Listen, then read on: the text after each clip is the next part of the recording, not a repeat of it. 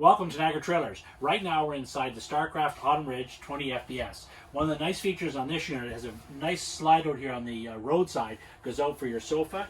You've got your dining area right here. This goes down and makes into a nice sleeping area for extra people. This unit traditionally is a couples unit. So in the front here we've got the nice big walk around queen size bed. Over top here we've got lots of storage. We've got closets on both sides. We also have nice big end tables on both ends of the bed.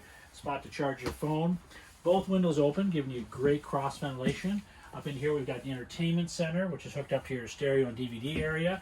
Your speakers actually are on the outside as well. Over top here we've got the microwave. As you get back in here, good storage over top of the sink. It's got the nice big sink. You got the rear entry door. At the rear entry door we've got another pantries here for extra food and things like that. Double door refrigerator. Nice bathroom right up here. As you go in here, it's got the two-tone bathroom. So the bathroom cabinets are done in a lighter color than the kitchen and the rest of the unit. Has a nice big shower with the glass doors over top of the vent. Nice medicine cabinet and good solid storage.